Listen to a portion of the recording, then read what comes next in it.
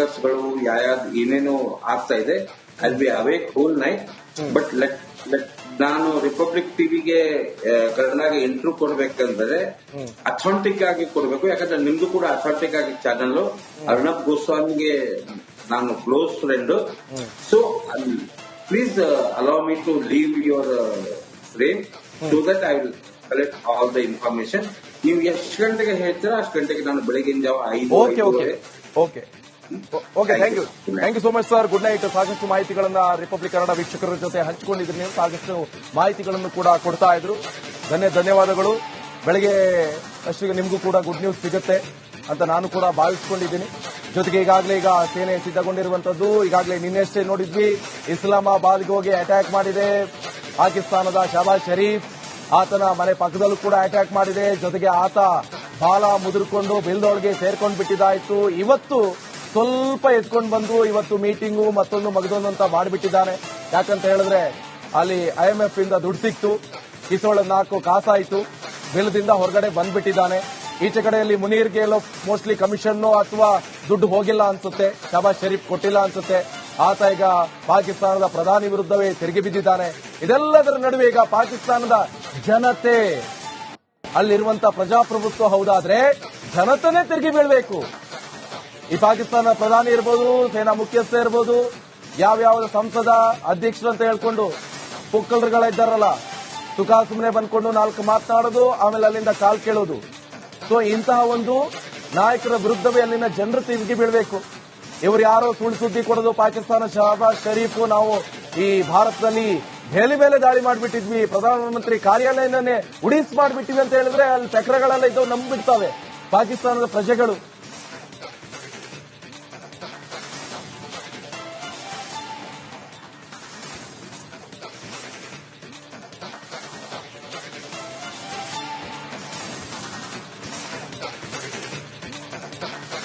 ನೋಡಿ, ಇದೇ ಭಾರತದ ಮೇಲೆ ದಾಳಿ ಮಾಡುವಂತ ಪಾಪಿ ಪಾಕಿಸ್ತಾನದ ಪ್ರಯತ್ನಗಳೆಲ್ಲವೂ ಕೂಡ ವಿಫಲ ಆಗ್ತಾ ಇದೆ. ಇದೇ ಪಾಪಿ ರಾಷ್ಟ್ರದ ಕ್ಷಿಪಣಿ ಡ್ರೋನ್ಗಳನ್ನ ಭಾರತೀಯ ಯೋಧರು ಕಂಪ್ಲೀಟ್ ಆಗಿ ಉಡೀಸ್ ಮಾಡ್ತಿದ್ದಾರೆ. ಕಳೆದ 24 ಗಂಟೆಗಳಲ್ಲಿ ಏನೇನಾಯ್ತು ಆ ಬಗ್ಗೆ ಒಂದು ಕಂಪ್ಲೀಟ್ ವರದಿ ಇದೆ, ಬನ್ನಿ ನೋಡ್ಕೊಂಡು.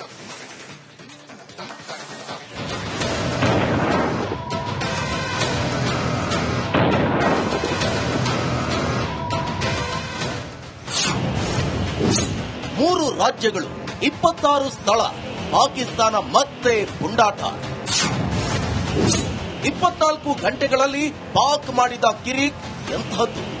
ಜಾಣನಿಗೆ ಮಾತಿನ ಪೆಟ್ಟು, ದಡ್ಡನಿಗೆ ದೊಣ್ಣೆ ಪೆಟ್ಟು ಎಂಬ ಗಾದೆ ಮಾತು ಗುಳ್ಳೆನರಿ ಪಾಕಿಸ್ತಾನಕ್ಕೆ ಸರಿಯಾಗಿ ಅನ್ವಯಿಸುತ್ತೆ. ಯಾಕಂದ್ರೆ ಶತ್ರು ರಾಷ್ಟ್ರ ಪಾಕಿಸ್ತಾನ ಪದೇ ಪದೇ ಭಾರತವನ್ನ ಕೆಣಕುವ ದುಸ್ಸಾಹಸವನ್ನ ಮುಂದುವರೆಸಿದೆ. ಕಳೆದ ರಾತ್ರಿಯೂ ಕೂಡ ಸೆಡೆ ಪಾಕಿಸ್ತಾನ ಭಾರತದ 3 ರಾಜ್ಯಗಳನ್ನ ಟಾರ್ಗೆಟ್ ಮಾಡಿದ್ದು. ಪಾಕ್ ಡ್ರೋನ್ಗಳಿಗೆ ಮಣ್ಣು ಮುಕ್ಕಿಸಿದ ಭಾರತ ಪಾಕಿಸ್ತಾನಕ್ಕೆ ಕಳೆದ ರಾತ್ರಿಯೇ ತಕ್ಕ ಶಾಸ್ತಿ ಮಾಡಿದೆ. 26 ಸ್ಥಳಗಳಲ್ಲಿ ದಾಳಿಗೆ ಯತ್ನಿಸಿದ ಪಾಕಿಸ್ತಾನ ಕಳೆದ ರಾತ್ರಿ ಭಾರತದ 3 ರಾಜ್ಯಗಳ 26 ನಗರಗಳ ಮೇಲೆ ಡ್ರೋನ್ ದಾಳಿಗೆ ಯತ್ನಿಸಿದೆ. ನಾಗರಿಕರು ಮತ್ತು ಸೇನಾ ನೆಲೆಗಳನ್ನ ಗುರಿಯಾಗಿಸಿ ಪಾಕ್ ನಡೆಸಿದ ಡ್ರೋನ್ ದಾಳಿಗೆ ಭಾರತದ ADS ತಕ್ಕ ಉತ್ತರವನ್ನ ನೀಡಿದೆ. ಪಾಕಿಸ್ತಾನ ಹಾರಿಸಿದ 100ಕ್ಕೂ ಹೆಚ್ಚು ಡ್ರೋನ್ಗಳನ್ನ ಏರ್ ಡಿಫೆನ್ಸ್ ಸಿಸ್ಟಮ್ ಮೂಲಕ ಹೊಡೆದುರುಳಿಸಿದೆ. ರಾಜಸ್ಥಾನದಲ್ಲಿ 10, ಜೈಸ್ಮಲ್ನೇರ್ನಲ್ಲಿ 9, ಶ್ರೀನಗರದಲ್ಲಿ 15, ಗುಜರಾತ್ನಲ್ಲೂ ಕೂಡ 10ಕ್ಕೂ ಹೆಚ್ಚು ಡ್ರೋನ್ಗಳನ್ನ ಧ್ವಂಸಗೊಳಿಸಲಾಗಿದೆ.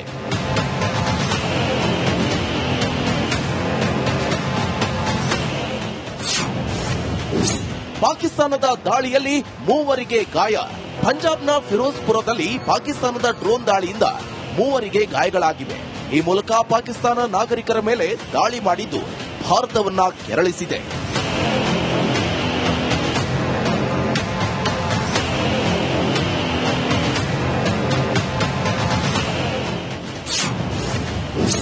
ಐದು ಉಗ್ರರಿಗೆ 3 ಟಿಕೆಟ್ ಕೊಟ್ಟ ಭಾರತದ ದಾಳಿಯಲ್ಲಿ 5 ಉಗ್ರರು ಮಟಾಶಾಗಿದ್ದಾರೆ. ಪಾಕಿಸ್ತಾನದ ಭಾವಲ್ಪುರದಲ್ಲಿರೋ ಲಷ್ಕರ್ ಕೇಂದ್ರ ಕಚೇರಿ ಮೇಲೆ ನಡೆದ ದಾಳಿಯಲ್ಲಿ ಉಸ್ತುವಾರಿ ಮುದಾಸರ್, ಮಸೂದ್ ಅಜರ್ ಸಂಬಂಧಿ ಮೊಹಮ್ಮದ್ ಯೂಸುಫ್ ಅಜರ್, ಹಫೀಜ್ ಮೊಹಮ್ಮದ್, ಅಬು ಖಸಾನ ಸೇರಿದಂತೆ 5 ಉಗ್ರರು ಖಲಾಸಾಗಿದ್ದಾರೆ.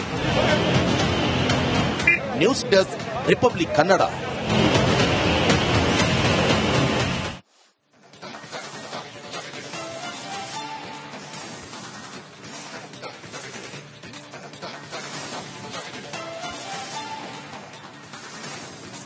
ಇನ್ನು ಪಾಪಿ ಪಾಕಿಸ್ತಾನ ಯಾವ ರೀತಿಯಾಗಿ ದಾಳಿ ಮಾಡ್ತಾ ಇದೆ, ಯುದ್ಧ ಅಂದ್ರೆ ಸೇನೆ ಮತ್ತು ಸೇನೆ ಮಧ್ಯೆ ಇರಬೇಕು. ಭಾರತ ಎಲ್ಲೂ ಕೂಡ ಜನವಸತಿ ಪ್ರದೇಶಗಳ ಮೇಲೆ ದಾಳಿಯನ್ನ ಮಾಡುವ ಗೋಜಿಗೆ ಹೋಗಲಿಲ್ಲ. ಆದ್ರೆ ಈ ಪಾಪಿ ಪಾಕಿಸ್ತಾನ ಶಾಲೆಗಳು, ಆಸ್ಪತ್ರೆಗಳ ಮೇಲೆ ದಾಳಿಗೆ ಯತ್ನವನ್ನ ಪಟ್ಟಿದೆ. ಆ ಬಗ್ಗೆ ಕಂಪ್ಲೀಟ್ ರಿಪೋರ್ಟ್ ಇದೆ, ಬನ್ನಿ ನೋಡ್ಕೊಂಡು.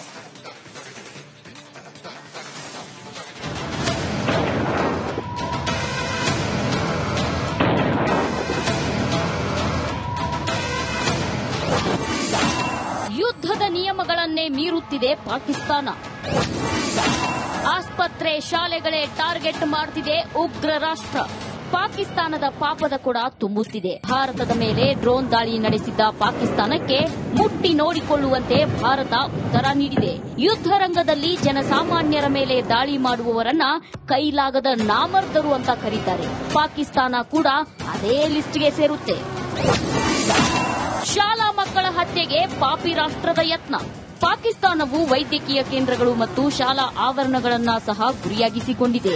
ನಾಗರಿಕ ವಿಮಾನಗಳ ಸೋಗಿನಲ್ಲಿ ಪಾಕಿಸ್ತಾನ ವಾಯು ಮಾರ್ಗಗಳನ್ನ ದುರುಪಯೋಗಪಡಿಸಿಕೊಂಡಿದೆ. ಕುಪ್ವಾರ, ಬಾರಾಮುಲ್ಲಾ, ಪೂಂಚ್, ರಜೌರಿಯ ಮೇಲೆ ಗುಂಡಿನ ದಾಳಿ ಮಾಡಿದೆ.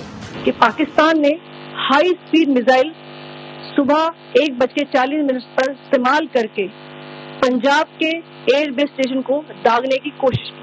एक निंदनीय और अनप्रोफेशनल एक्ट के तहत पाकिस्तान ने श्रीनगर, अवंतीपुर और उधमपुर के वायुसेना अड्डों पर चिकित्सा केंद्र और स्कूल परिसर को निशाना भी बनाया। ಈ ದಾಳಿ ನಡುವೆಯೇ ಪಾಕಿಸ್ತಾನ ಸೇನಾ ಮುಖ್ಯಸ್ಥ ಜನರಲ್ ಅಸೀಂ ಮುನೀರ್ ಹಾಗೂ ಅಮೆರಿಕದ ವಿದೇಶಾಂಗ ಕಾರ್ಯದರ್ಶಿ ಮಾರ್ಕೊ ರೂಬಿಯೋ ಮಾತುಕತೆ ನಡೆಸಿದ್ದಾರೆ. ಭವಿಷ್ಯದಲ್ಲಿ ಎದುರಾಗಬಹುದಾದ ಸಂಘರ್ಷಗಳನ್ನ ತಪ್ಪಿಸಿ ಅಂತ ಅಮೆರಿಕ ಹೇಳಿದೆಯಂತೆ. News desk.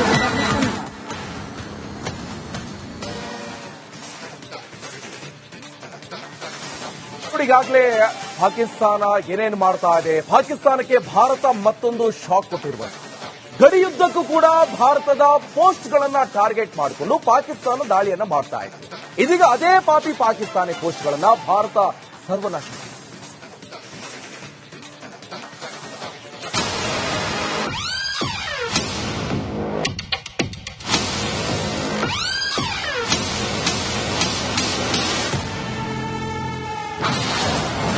ಮೇ 8, 9ರಂದು ಹೆಂಗ್ ಹೊಡೆದ್ರು ಗೊತ್ತಾ?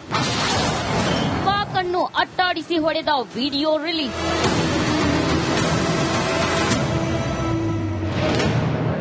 ಪದೇ ಪದೇ ಕಾಲ್ಕೆರೆದು ಬಂದು ಭಾರತದ ನಾಗರಿಕ ಪ್ರದೇಶ, ಸೇನೆ, ಏರ್ಪೋರ್ಟ್ಗಳನ್ನೇ ಗುರಿಯಾಗಿಸಿ ಪಾಪಿ ಪಾಕಿಸ್ತಾನ ದಾಳಿ ಮಾಡುತ್ತಿದೆ. ಭಾರತ ಕೂಡ ಪಾಕ್ಗೆ ಸರಿಯಾಗಿಯೇ ಪ್ರತ್ಯುತ್ತರ ಕೊಡುತ್ತಿದೆ.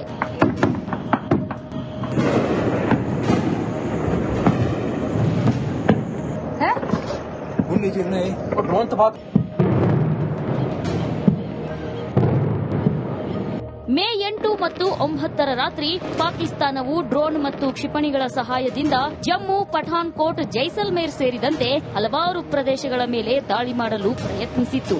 ಆದರೆ ಭಾರತದ S-400 ಸುದರ್ಶನ ಚಕ್ರ ಮತ್ತು ಆಕಾಶ್ ಏರ್ ಡಿಫೆನ್ಸ್ ಸಿಸ್ಟಮ್ ಸಹಾಯದಿಂದ ಪಾಕ್ನ ಪ್ರಯತ್ನಗಳನ್ನು ವಿಫಲಗೊಳಿಸಲಾಗಿದೆ.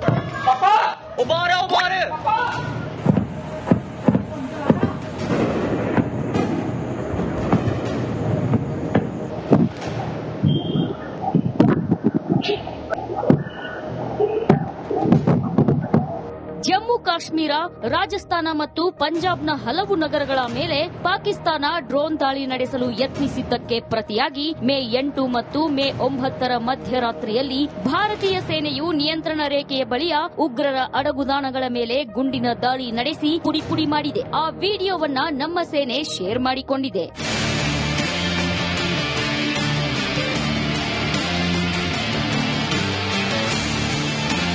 News desk, republic Kannada. ನೋಡಿ, ಇನ್ನು ಇದೇ ಪಾಪಿ ಪಾಕಿಸ್ತಾನದ ದುರಹಂಕಾರಕ್ಕೆ ಭಾರತ ಆ ದೇಶದೊಳಗೆ ನುಗ್ಗಿ ಹೊಡಿತಾ ಇದೆ. ಆದ್ರೆ ಪಾಕಿಸ್ತಾನ ಮಾತ್ರ ಭಾರತದ ಮೇಲೆ ದಾಳಿ ಮಾಡಿರೋ ಬಗ್ಗೆ ಹಸಿ ಸುಳ್ಳನ್ನು ಹೇಳ್ತಾ ಇದೆ. ಅವ್ರ ದೇಶದ ಪ್ರಜೆಗಳಿಗೆ, ಅದ್ರ ಕತೆ ಸಾಕ್ತಿದ್ರಲ್ಲ ಅವ್ರ ದೇಶದ ಪ್ರಜೆಗಳು, ಅವರಿಗೆ ದುರುದ್ದೇಶದ ವದಂತಿಯನ್ನ ಹರಡ್ತಾನೆ ಇದೆ. ಹೀಗಾಗಿ ವಿಶ್ವದ ಮುಂದೆ ಪಾಕ್ ನೌಟಂಕಿ ನಾಟಕವನ್ನ ಭಾರತ ಈಗ ಬಯಲು ಮಾಡಿದೆ. ಯಾವ ರೀತಿಯಾಗಿದೆ ಈ ವರದಿ ನೋಡಿ.